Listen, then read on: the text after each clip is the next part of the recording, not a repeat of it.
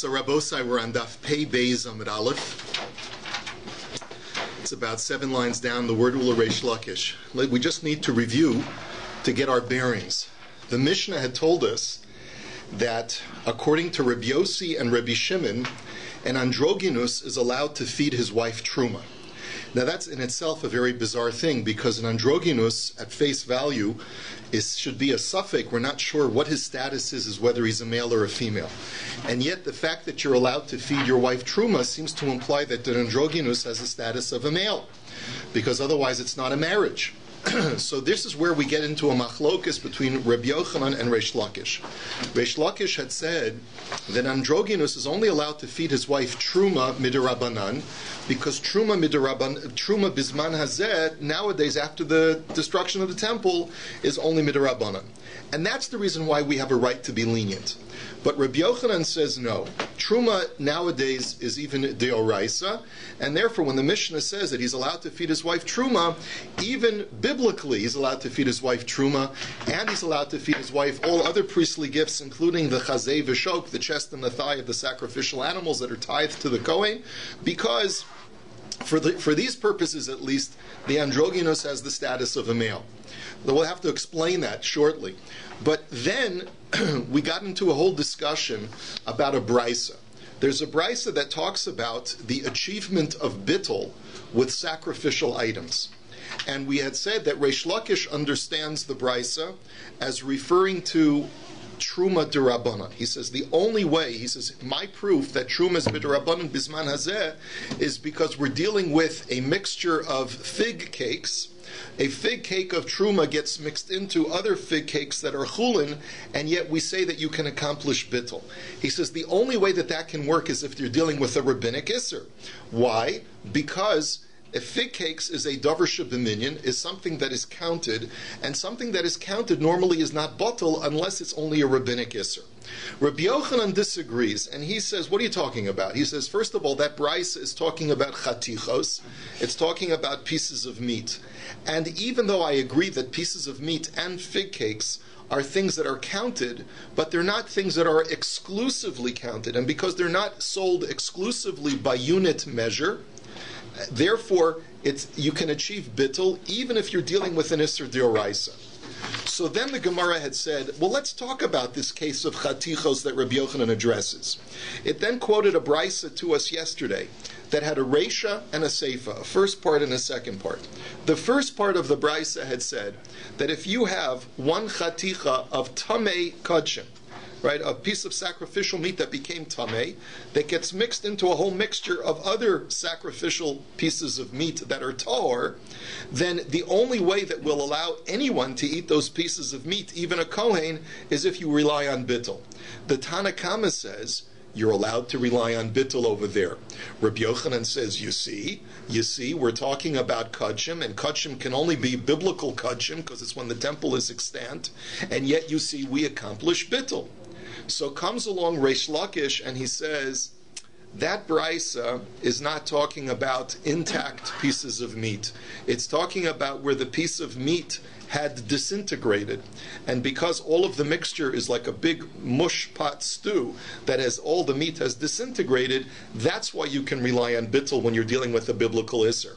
But if the pieces of meat would be intact, the only time you'd have bittul is if the isser is derabanan, like truma bisman hazeh. And this is the machlokas between Rabbi Yochanan and Reish Lakish. One other piece of information is that same brisa that I just quoted to you about the chatichos, about the pieces of meat, has a second part. The seifa says that in the event that it's not a tamei piece of kodshim mixed in with tohar pieces of kodshim, but rather a tohar kodshim piece of meat that gets mixed in with pieces of meat that are chulin, that are completely non-sacrificial, there the Tanna Kama agrees that you don't rely on bittul. Why don't you rely on bittul? For the very simple reason that since we're dealing with pieces of meat, we don't want to rely on bittul when we don't absolutely have to. So in this case, the loss differential between saying that this is a mixture that is kachim versus that this is a mixture that is chulin is very minimal, because all we're basically saying is that if it's dealt with as kachim, only a kohen is allowed to eat it, whereas a Yisrael is not allowed to eat it. So it's on that basis that we say, well, okay, so we're not going to rely on bittul in that case. We'll only allow a kohen to eat it, but at least someone can consume it. The first case, the reisha, which is where a tameh piece of meat gets mixed in with other pieces of meat that are tahor, if we don't rely on bittul, then no one will be allowed to eat it, because no one's allowed to eat tamei kachim, and therefore you'll have to incinerate everything. And that's the reason why the Tanna Kama says we rely on bittul in the reisha, but we don't rely on bittul in the seifa. That's where we're up to. If you got all that, boy, you're pretty amazing. So now the Gemara says, Ula Reish Lakish. It's about the 6th or 7th line here in the Gemara on Pei Gimel. So the Gemara says, sorry, that's why I couldn't find it, Pei Beis. Ula Reish Lakish, Maishna Reisha u Maishna Seifa. Now, it only makes sense to make that distinction that we just made between the first case of the tameh piece of meat versus the seifa, which is a tohar piece of meat, is only when you're dealing with whole pieces of meat. There, it makes sense according to Rabbi Yochanan, who says that don't rely on bittul when you're dealing with whole pieces of meat, because really a whole piece of meat is a davar chashuv. He acknowledges that's a davar chashuv. He just says that if you need to rely on bittul because otherwise it'll be totally destroyed, so then you can rely on bittul. But in a case in the Sefer where you don't need to rely on bittul because at least the Kohen will be allowed to eat it, so fine. But according to Reish Lakish, we're talking about the case when it's nimocha, when everything is disintegrated. If everything is disintegrated, so then why should there be a difference between the Reish and the Seifa? Everyone agrees to the principle of bittul. You don't need to rise to a level of hefsid meruba in order to rely on standard bittul. So if that's the case, then what's the difference in the ratio where there is bittul, and why in the Seifa there's no bittul if all the pieces of meat are disintegrated? There's no compelling reason to not rely on bittul in that case. That's the question on Reish Lakish. So Amar Rav Shisha Berei de Ravidi Reisha Betumas Mashkin de Rabbanan Seifa de Oraisa. So the Gemara answers like this. Rav Shisha says, you know why? Because the Reish is talking about a piece of meat that only has a tumah midarabanan. It's what's called tumas mashkin, which is where liquid that is tameh comes in contact with the utensil. Midioraisa, liquid that is tameh cannot make a utensil tameh, but the Rabbanan decreed that liquid that is tameh renders a vessel tameh, and that vessel then comes in contact with the meat. So it's only tameh midarabanan. And that's why the Tanna Kama holds that you can accomplish bittul in the first case, but in the second case, the Tana of this Mishnah, according to Reish Lakish, is of the opinion that we never rely on bittul when it comes to kachim, even though the pieces are disintegrated, unless it's an Isser D'Rabbanan. That's the chiddush that you'd have to say is the brisa according to Reish Lakish.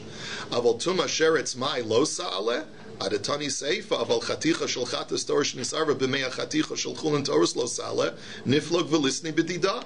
So the Gemara says, so then what are you suggesting? That according to this Tana, anytime you're dealing with an Isser D'Oraisa that's with kachim, there's no bittul, you don't apply the principle of bittul at all? Is that what you're suggesting? Well then why then is the brisa imprecise in this fashion? If you're telling me that the Reish is talking about a tumah derabanan, then you would have expected the Tana to clarify his position and say, only when there's a tumah derabanan do we say that there's bittul, but when there's tumah deoraisa, there's no bittul. Why? And that's what the Gemara speaks out. Bamed vormamurim betumas mashkin, avol betumas sheretz lo. But when do we say that we rely on bittul is only when there's a rabbinic tumah like tumas mashkin. But when there's a deoraisa tumah like tumas sheretz, where the piece of meat came in contact with the dead sheretz, there we would not say bittul. Why doesn't the brisa clarify that point? Wouldn't that be more precise for the brisa to clarify that issue? So the Gemara says, you're right, but tahora b'tahoros adifle. The Gemara says, you're right, the brisa could have chosen to address that issue. But the brisa had a preference to address another chiddush, which is, like we explained yesterday, there's a big chiddush in telling me that when you have a tohar piece of meat that's mixed in with other tohar pieces of meat, you don't achieve bittul. Because as we had explained yesterday, even according to both Beis Hillel and Beis Shammai, everyone agrees that when you're dealing with a system where there's no tumah whatsoever, you always can achieve bittul. The chiddush of this Tana is that because over here you're dealing in a situation where we're dealing with kachim, we don't rely on bittul at all. And so that in itself is also a chiddush. So the Gemara is essentially saying you're right. It would be a point of specification and of clarification for the Tana to have also pointed out that we don't rely on bittul when there's tumah d'oraisa. But the Tana felt it was more compelling to give clarification on a case which is an even bigger chiddush for the Tana, to say that even when there's no tumah at all, but there's tahor kachim mixed in with tahor chulin, you also don't have bittul. So Rabba Omar, Reisha Isser Lab, Seifa Isser Kares. Rabba has a different answer. Rabba says no. Both the Reisha and the Seifa of this Brisa are talking about an Isser Deoraisa. And the difference, therefore, between the Reisha and the Seifa, why in the Reisha do you rely on bittul, and the Seifa you don't rely on bittul, even though they're all talking about cases where the meat is completely disintegrated and there's no problem of chatichos. This is the first version of Rashi, I'm explaining it. So Rabbi says, because the Reisha, where we rely on bittul, the worst potential isser that a person can encounter if we rely on bittul is an isser lo sase. Because what are we saying? We're saying essentially that if we rely on bittul in the Reisha, and we say that a Kohen is allowed to eat these pieces of kachim, but he treats them as kachim, the worst that he'll be doing is, in theory, if we didn't say bittul and he was eating the piece of meat that is tameh, what's the worst that he's incurring? He's incurring a mitzvahs lo saseh, because the Torah only assigns a mitzvahs lo saseh to when I am tahor and I'm eating a piece of meat that is tameh. But the seifa, if we were to rely on bittul, then what are we saying? A tahor piece of kachim falls into a mixture of chulin, and therefore it's permitted not only for a Kohen to eat, but for a Yisrael to eat. And furthermore, not only can a Yisrael eat it when he is in a state of tahara, but chulin you're allowed to eat in a state of tumah. So the worst potential prohibition that you're encountering when you rely on bittul is a tameh Yisrael who's going to be eating a piece of kachim, which is tahor. And what's the penalty for that? Kares. So therefore Rabbah says, I'd rather not rely on bittul when the potential downside is kares, versus the Reisha where the only potential downside is an Isser Lav. So the Gemara now says, wait a minute. V'harabahu da'amar kol b'deoraisa loshna Isser Lav loshna Isser Kares. 1 second, the very same Rabbah who is giving this distinction between an Isser Lav and an Isser Kares was quoted in another Gemara as saying that whenever the rabbis relied on bittul, there's no difference between an Isser Lav and an Isser Kares. If bittul works all the time.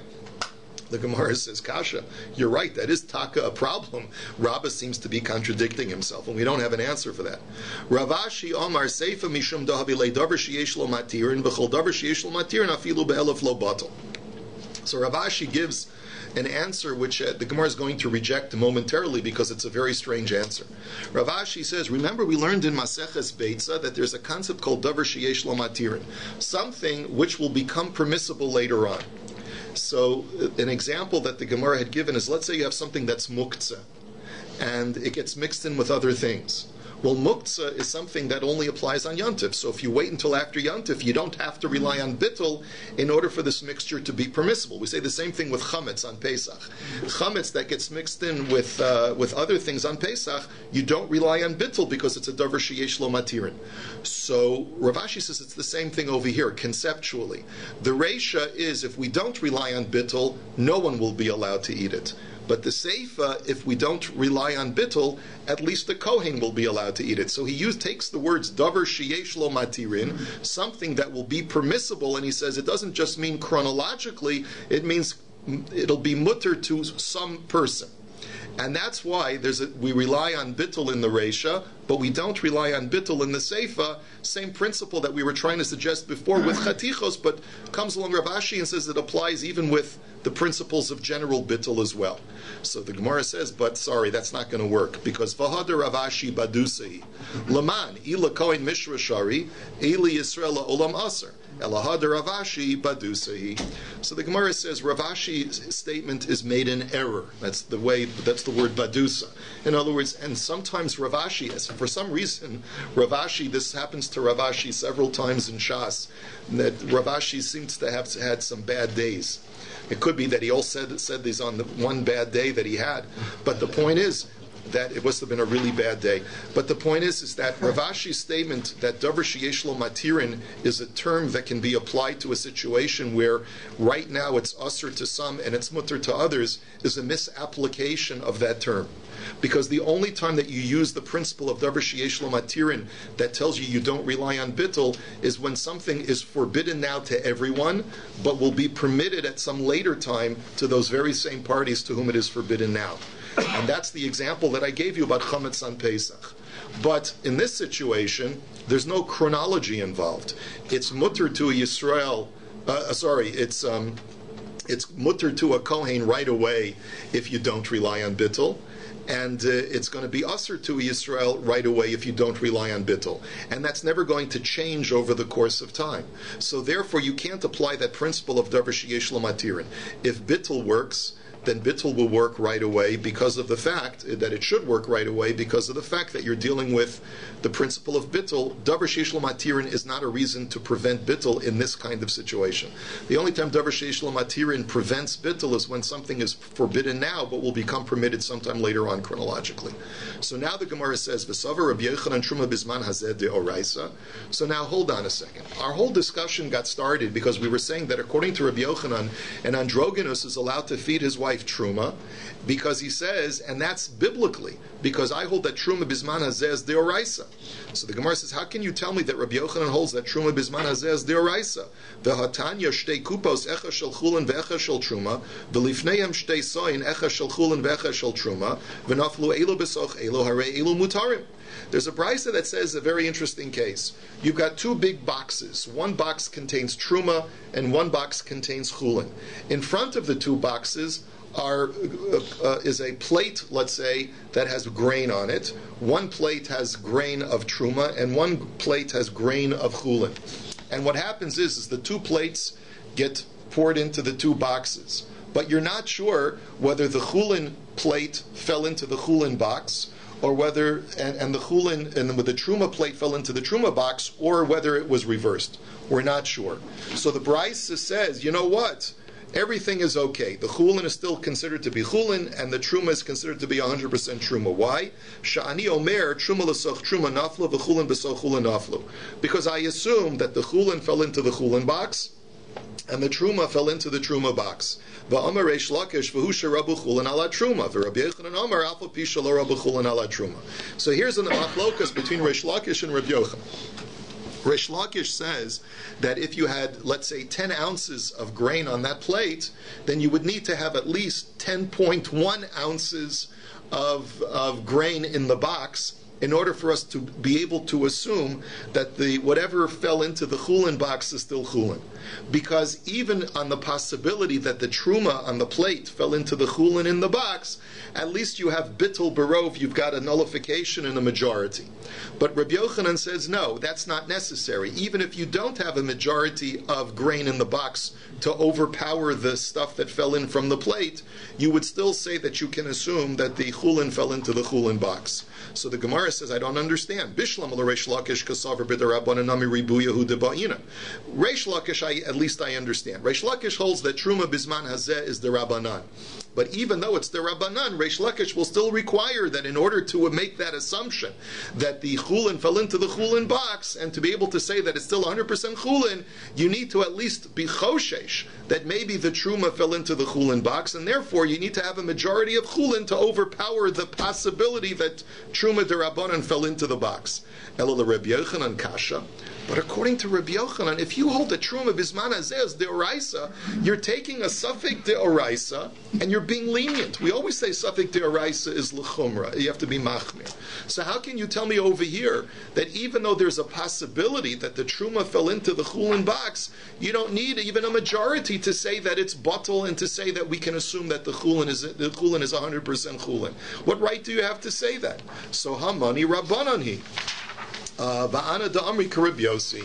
So Rabbi Yochanan will tell you, no guys, you misunderstood me, right? That brisa of the boxes is according to the Chachamim. The Chachamim do hold that Bisman Hazeh Truma is only Midarabanan. But our Mishnah, which talks about an androgynous feeding his wife Truma, Rabbi Yossi holds that Truma Bisman Hazeh is Deoraisa. I'm just a commentator. When the Brisa of the boxes, that goes according to the Chachamim. So according to the Chachamim who hold that Truma Bisman Hazeh is the Rabbanan, you can assume the box is totally chulin even when there's not a rove, even when there's not a majority to overpower the plate of grain that falls in. Because Safik the Rabbanan Lakula, you can be Mekel. But my commentary on our Mishnah is going according to Rabbi Yossi, who says that not only can you feed her Truma D'Rabbanan, but you can even feed her Truma D'Oraisa, because, says Rabbi Yossi, I hold that Truma Bisman Hazeh is D'Oraisa. The Tanya B'Seder Olam, Asher Yarshu Avosecha V'Rishta, Yerusha Rishon Oshnia Yesh Lahen Ushlishis Ein Lahen. Now how can I prove that to you? Because Rabbi Yochanan says, look, there's a brisa called Seder Olam, which talks about different chronological events that happen in Jewish history. And the brisa tells me that based on the pasuk Asher Yarshu Avosecha V'Rishta, that your ancestors inherited it, that tells me that there were two times in Jewish history where the Jewish people, when they came into Eretz Yisrael, had to re-sanctify the land.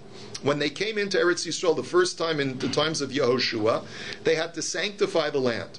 When Nebuchadnezzar destroyed the temple and exiled the Jews, the land lost its sanctity, so that when they came in 70 years later in the time of Ezra, they had to re-sanctify the land.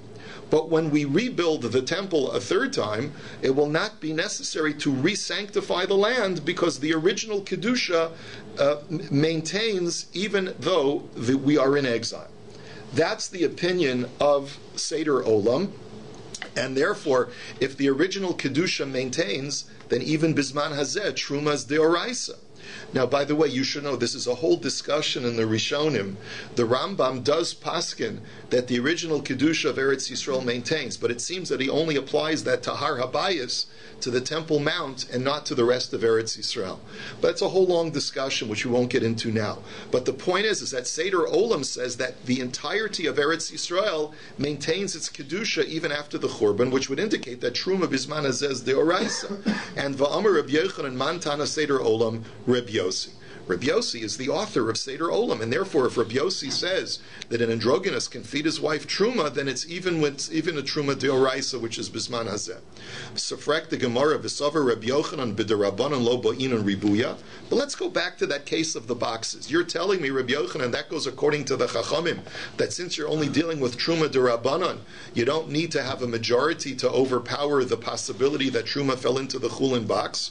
But wait a minute, v'hatanan mikveh sheyesh bo arboim sa mechuvanos nosan sa v'notal sa kasher. Let's look at a case of a mikveh. There's a Mishnah that talks about a mikveh that has exactly 40 sa'ah, the minimal amount of water that you need for a kosher mikveh. You spill in some apple juice into the mikveh, and then you spill in 1 sa'ah of apple juice into the mikveh, and you pull out 1 sa'ah of the mixture. So the mikveh is still kosher because the apple juice becomes batal in the mikveh. Okay, and you can continue doing that. You can continue pouring in pitchers of apple juice, pulling out pitchers of mikveh water, and the mikveh will still continue to be kosher because every pitcher that is poured in is going to be batal in the mikveh. So va'amar Reb Yehuda bar Shila, amar Rav Asi, amar Reb Yochanan ad rubo. But Reb Yochanan qualified that, and he says no, only up until the majority, which means you still need a majority of mikveh water, so it's such that you can only pour in 19 sa'ahs of apple juice into the mikveh if you're going to be pulling out 19 sa'ahs. But once you get down to 20 sa'ahs, you're in trouble, because you're not going to have a majority of the original mikveh water. So you see that Rabbi Yochanan still requires a majority, even though we're dealing with only an Isser D'Rabbanan. You see, Midioraisa, the apple juice, once it pours into the mikveh, is totally batal in the mikveh. And we look at everything as being a mikveh. But Mid'Rabbanan, we still say that you need to have a majority of the original mikveh water. So since it's only a rabbinic law, Why then does Rabbi Yochanan over there by the mikveh require a majority to achieve bittul, and over here by truma derabanan you don't need a majority? So my lav de nishtaya rubo, lo de lo nishkol rubo. So the Gemara says you misunderstood the brisa. The brisa is not telling me that you need to have a majority of mikveh water in order to achieve the bittul of the apple juice. The brisa is only saying is that you can't go less than 50% mikveh water. That's not a contradiction to the brisa with the boxes of truma. The boxes there also, Rabbi Yochanan just says you don't need to have a majority of grain in the chulin box to make the truma that falls in, the possible truma that falls in bottle. But you need to have at least 50-50. And therefore it's not a contradiction. 50-50 is true with the mikveh, and 50-50 is true with the boxes as well. Does this all count lechatchila? I mean, if you're not allowed to be mavatal and isra lechatchila. Right. We're saying if it falls in, what is the status? The post facto. The ibayis ema shiny hacha diikalameimar sha'ani omer. I'll give you another distinction, says the Gemara. In the case of the mikveh, you know for sure that there's apple juice that fell into the mikveh. In the case of the boxes, you're not only dealing with the fact that truma fell into a chulin box, but it's only a possibility that truma fell into the chulin box. Or also, because we're dealing with an issa d'Rabbanan, we have an additional leniency, which is we can assume that the truma never fell into the chulin box to begin with. Because we have two plates, one of chulin grain and one of truma grain. Because we're dealing with only a suffix d'Rabbanan, we can say we're allowed to be lenient and assume that the chulin fell into the chulin box. That's the reason why we're more lenient and we don't require a rove, don't require a majority of chulin grain in the box in the case of the boxes. Whereas by the mikveh, it could be we do require. Okay, next, Tanan. Let's go back to our case of an androgynous. Androgynous nose. So this is a kasha on Reish Lakish. Why is it a kasha on Reish Lakish? Because it says in our Mishnah that an androgynous is allowed to marry a woman. It implies that even lechatchila he's allowed to marry a woman. According to you, Reish Lakish, who says that he's only allowed to feed her truma midarabanan, because we're not sure whether he's a male or a female. Well, then why lechatchila is it mutter for him to marry a woman in the first place? If you don't even know what his status is, why are you giving him permission to do this? So the Gemara says, Tani imnasa. So the Gemara says, you're right. The Mishnah is not advocating lechatchila that he can marry her. It's saying, b'di'evid, if he married her, this is the halacha. Ayvaha nose kitani. But one second, that's not what it says in the Mishnah. It says that lechatchila nose. V'li taimech mai aval lo nisa. But look at the second phrase in the next phrase in the Mishnah. The Mishnah says that he's not allowed to be married to a male. Now, the word lo nisa implies even b'di'evid. Even b'di'evid, if a male were to present this androgynous with a ring for kiddushin, it would not be a marriage even b'di'evid. So doesn't from the Seifa, Ela my Nisa di'evid, no say nami di'evid. So make the inference just the opposite. Just like the Seifa says that he can't be married even b'di'evid, the Reisha that says that he can be married to a woman is referring to b'di'evid, if he presents her with kiddushin. Isn't that the implication? And therefore it's a kasha to Rabbi Yochanan, who says that you're allowed to feed her even truma deoraisa, implying that he definitively has the din of a male. So the Gemara says, Amri lo, no say lechatchila mashma avalonisi di'evid no. Milo. So the Gemara says no. Really, there's no diuk, no inference to be made from the Mishnah at all. Because really what the Mishnah could be saying is that lichatchila, you're allowed to marry, a Kohen androgynous is allowed to marry a woman, and b'di'evid, it's not a marriage at all if he is married to a male. It's not a raya to Rabbi Yochanan or Reish Lakish, because really you could read it either way. But the bottom line is that Rabbi Yochanan will tell you, I hold that you can marry, an androgynous can marry a woman even lechatchila because he has a din of a male, and that he's not allowed to be married to a male is because he has a din again of a definitive male. So Rabbi Yochanan will read it his way, Reish Lakish will read it his way. But wait a minute. V'hamid katani seifa Rabbi Eliezer Omer androgynous chayavan alav skila kizachar mechlal detanakama sefuke misafkele. So the Gemara says, wait a minute. If you go back to our Mishnah, you'll see the last line of our Mishnah had said that deals with the case of an androgynous. It says, Rabbi Eliezer says that if an androgynous has relations with a male, then there's the death penalty involved if it's a willful relationship. That's the death penalty. Now that seems to imply that androgynous has the definitive status of a male. Doesn't that imply that the previous opinion of Rabbi Yossi and Reb Shimon holds that he's not definitively a male? So how can Rabbi Yochanan say that his wife is allowed to eat truma d'oraisa? It's a kasha on Rabbi Yochanan. So the Gemara answers, Bein lamar, mifsha pshitale. No, the Gemara's conclusion is both Rabbi Yossi and Rabbi Eliezer hold that an androgynous is definitively a male as far as the halachas of this of truma and the halacha of marriage. But what's the difference between the two? Ika beinayhu skila mishnei makomos. The mar savar chayavan olav skila mishnei makomos, umar savar kizachar. The machlokas is only as follows. According to the Tanakama, now there are two ways for an androgynous to have sexual contact with a male. He can either, because an androgynous has dual genitalia, so he can take the role of the male, as it were, or he can take the role as a female. According to the Tanakama, it makes no difference whether the androgynous takes the role of the male, in which case it's a homosexual act, or whether he takes the role of the female and allows himself to be penetrated. In either case, there's a chiyuv skila. That's according to Rabbi Yossi, the Tanakama, because he's definitively has the status of a male as far as another male, and therefore either way you're going to be chayiv skila. But according to Rabbi Eliezer argues, it's only if the androgynous assumes the role of the male is there going to be a chiyuv skila. But if the androgynous assumes the role of the female in the interaction, because he allows himself to be used through his female genitalia, so then there's not going to be a chiyuv skila. But both of them agree that a androgynous has a din of a male vis-a-vis his partner, but the machlokas is, when is there going to be skila? According to the Tanakama, there's always skila, and according to Rabbi Eliezer, there's only skila when the act is a clearly homosexual act. So now the Gemara says, Omar Rav, lesa lamasnisin mikmei braisa.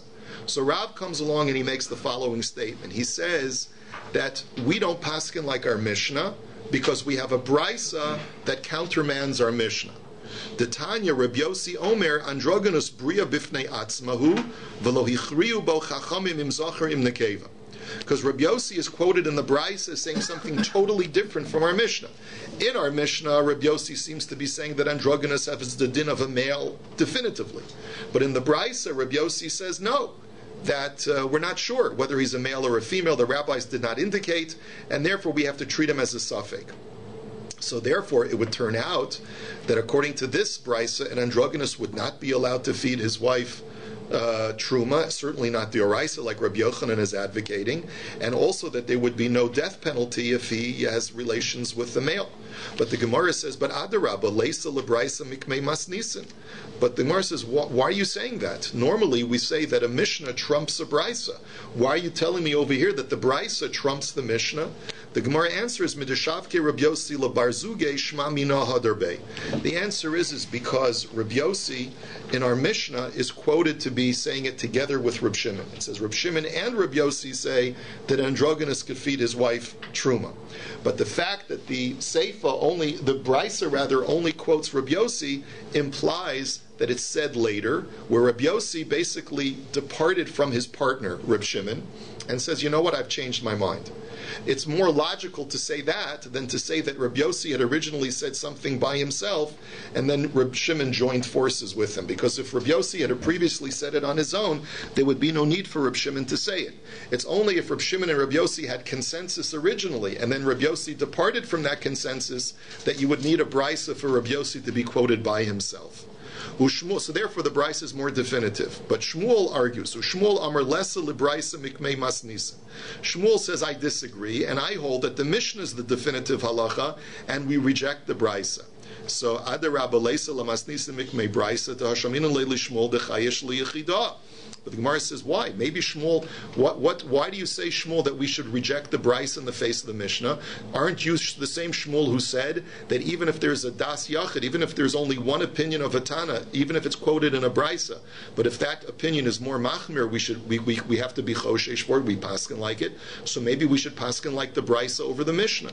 So the Gemara says, Hani mili kilo misakra masnisin, avol kemisakra masnisin lo chayesh.